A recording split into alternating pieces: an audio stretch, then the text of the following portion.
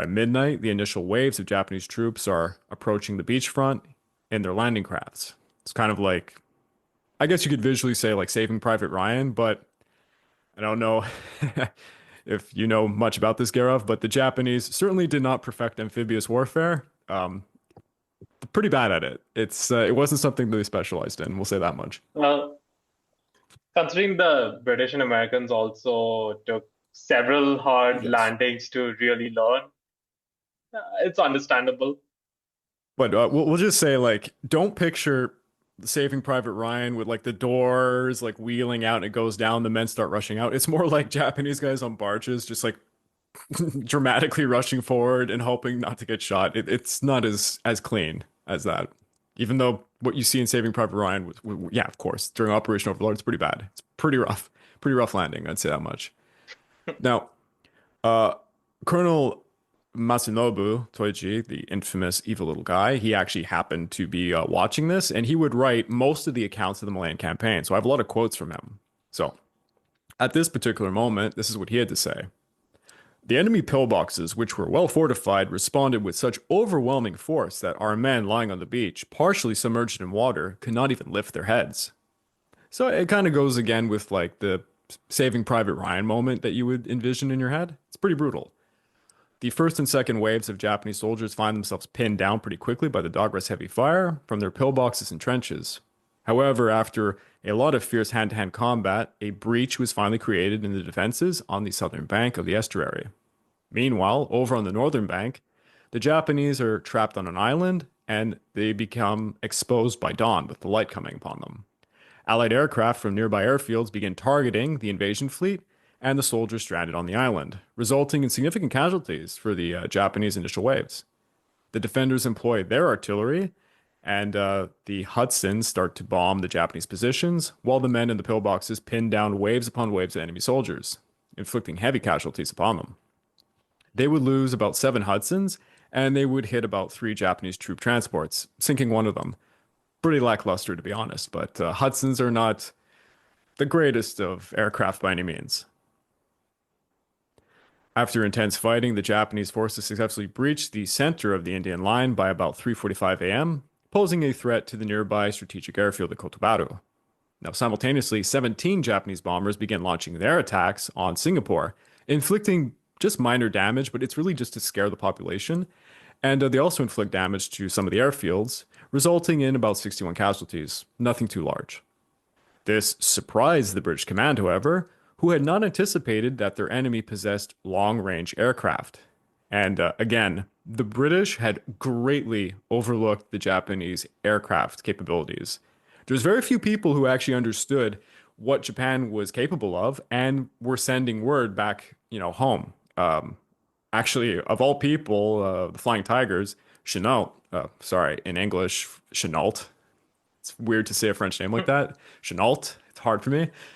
He actually sent word back of the capabilities of what he called an experimental fighter he was seeing. This was actually the Zero Fighter, and it made it to a magazine in the U.S. Army edition for like well, it was late 1941, and some guys read this magazine and they just didn't believe him. They thought he was a quack.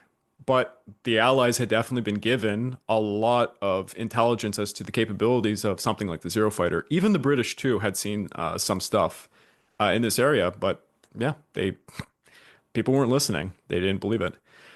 But Well, people tend to forget, since if you just like as a slight digression, mhm, they all the countries noted the effectiveness of machine guns in the Russo-Japanese War, exactly. but completely forgot about its efficacy in World War One.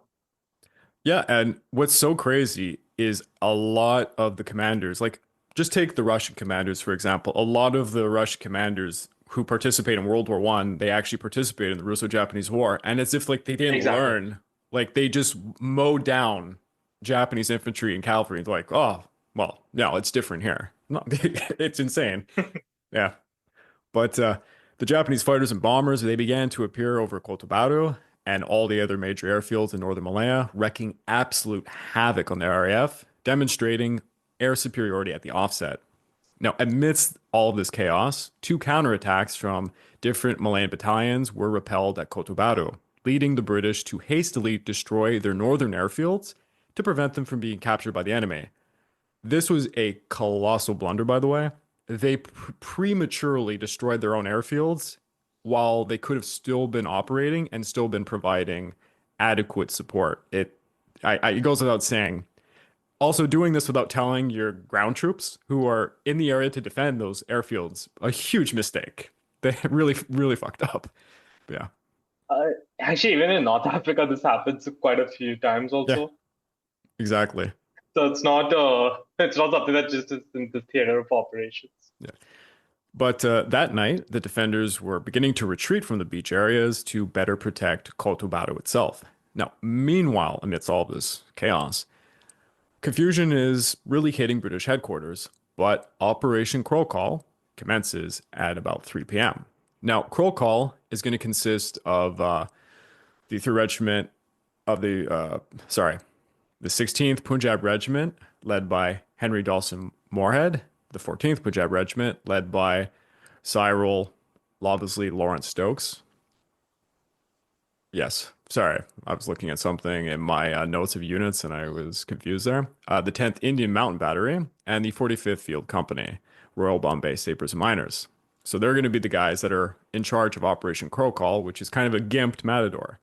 The column leaves Crow, and it's made up of the soldiers that I said, and they travel in Marmon Harrington AWD trucks that are being provided by the 2nd and 3rd Australian Motor Transport Company, which is commanded by Kernan. So Crow Call is below its intended strength. It actually was supposed to have more men, and it faced delays because the 2nd Battalion of the 14th Punjab Regiment and Light Artillery Battery did not arrive on schedule. So they have basically a doomed mission, and they don't have the necessary amount of men to pull it off. Considering it's already a toned down Operation Matador, that's Yeah. brilliant. Consequently, the column proceeded without them, actually, because they had to. Because the whole thing was speed, and they've already screwed that up. Their goal was to secure a 6-mile stretch of road that had been carved through a steep hillside with a sheer drop in the river of the opposite side, aka, this is what I was talking about before, the ledge. Blowing up the hillside onto the road would significantly hinder the Japanese invasion force.